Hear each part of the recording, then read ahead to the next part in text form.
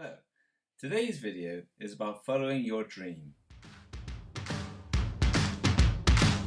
I want to be a writer because I like to write. I like to tell stories. Very, very sophisticated hats. Not really. It's all about creative writing. This was more my cup of tea. A little bit of a tight one though. Still, when you get writing, you just gotta do what you can. Thank you for joining me on my creative writing journey. My name is James Seviour. I have a dream, said Martin Luther King Jr. He had a dream that changed the world. I like to think it's come true because everyone shared his dream. I'm a writer, but a large part of me won't accept that or even believe that.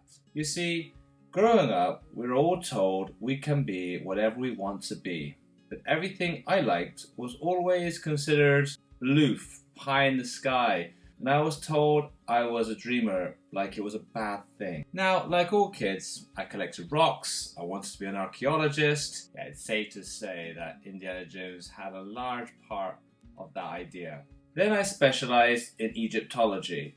I used to spend days as a kid reading up on hieroglyphics, and I found it really interesting. Too, must have had something to do with the movie Stargate. I then wanted to be a pilot for the RAF. That was to do more of my older brother, really. Then an astronomer, as I loved looking through my telescope in the night sky. But I always got told the same thing.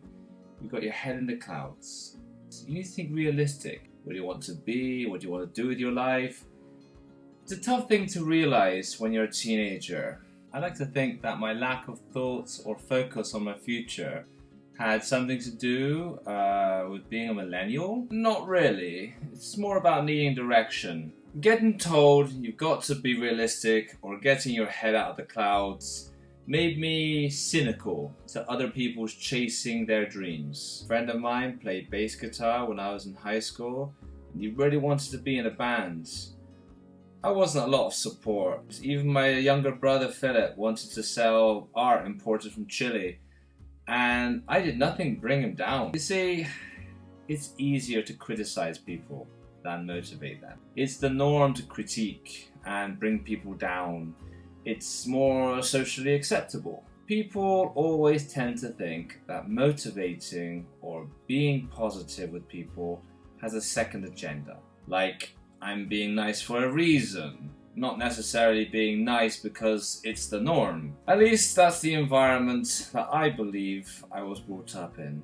Even if it wasn't, perhaps the neuroses of mine that can give me the excuse as to why I never followed my dreams. I always enjoyed writing, but when I was a teenager, even today, I always get the same response. It's good to have a hobby, but what will you do to make money? Real money. I don't know. Get into business? So, the last 20 years, you have this high influx of people studying business, and some really wanted to study art. People studying economics or administration, where they really wanted to be singers or actors, playwrights, photographers, things they felt passionate about. It's understandable, of course. Parents want the best for their kids. But this modern era ties so much with making money out of fear of poverty that we sacrifice our individual essence or natural talent. I blame the Industrial Revolution.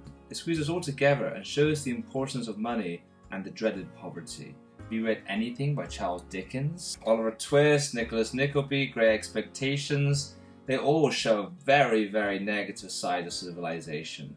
Fear of poverty. Fear of poverty now outweighs the fear of death. People do some crazy things to make money, risking their lives, cheating others. Now, people who say money is the root of all evil should really say it's the fear of not having money, which is the root of desperation. Desperation to keep up, desperation to be seen, to be heard, to be appreciated, desperation of living our lives and feeling we are making a difference. Bon Jovi's song said, "Do you stand for something or will you fall for anything?" Makes you wonder, how many people stand for something these days? Conviction is your identity, and integrity your personality. You have a dream, you follow it.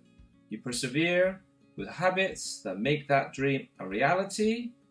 You're a real life personality. I'm not a saint. I fell for society's dreams. I got duped. because that's what happens. I believe all young people between the ages of 16 and 21 need guidance, not into what careers they should get into, but what people they're going to become. Me at this age, I left college, went to work, moved in with friends. The initial thrill of independence wore off quite quickly with the harsh reality that this is what the rest of my life was going to be like. 13 years later ago, to this day, I took a flight to Chile, South America. I went for 6 months in hopes of finding something different, and what I did. I felt liberated and special. I even had the chance to write my first book. It was a textbook, in fact, for teaching English, which was called English Made Easy. I used it to teach, and by teaching, I improved my English skills. I found myself in my own world, free of criticism, free of guilt. I took a leap of faith, and things were never the same again. I became proud of who I was by living my dream of being my own man. As Steve Jobs said, you can't connect dots looking forward. You can only connect them looking backwards. So, you have to trust that the dots will somehow connect in your future. You have to trust in something, your gut, your destiny, life, karma, whatever. Because believing that the dots will connect down the road will give you the confidence to follow your heart, even if it leads you off the well-worn path, and that will make all the difference. When I lived in Chile, I didn't know what I was doing, but I had faith. I believed in God, and I still do. Too many coincidences take place in my life to deny providence. I think by fighting the tide of destiny, you're actually denying your full potential. I was told being a dreamer was a bad thing, but I've learned that dreamers are remembered in history. The dreamers who dared to explore the world, and the dreamers who dared to aspire to make a difference. I've been called naive or bohemian or idealistic for many of my perspectives, because I choose to see the world as a place that can get a little bit brighter if everyone aspired a little more to become what they were meant to be. To follow their dreams, their passion. Ambition is the enrichment of aspiration. You must aspire to be greater, not the same. My brother would say a popular quote. He said, be obsessed or be average. These words, ambition, dreamer, obsessed, were all bad words when I was a kid. Like they all led down the road of an Ebenezer Scrooge type character, alone and bitter. It's not true. It's just easier. Easier to let your life pass you by, blame your past for your lack of future exploits, or moan about how they got the breaks, or how you could have done it different or better. Take a chance. Choose life, as he said in Trainspotting.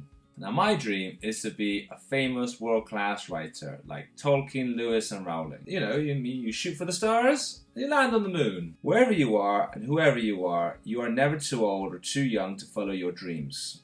Life isn't worth living if there is no passion in your heart. And luck is all about preparation in what you desire most and making the most of the right opportunities. As Oscar Wilde said, we're all in the gutter, but some of us are looking at the stars. Thank you very much. Not much of a creative writing video, more of a motivational one to help you follow your dreams with passion and certainty. I'll see you next week. Please comment down below on what your dreams are and what you're doing to make them a reality. Because you can. It's your mission in life. Do not fail. Get writing. See you next week.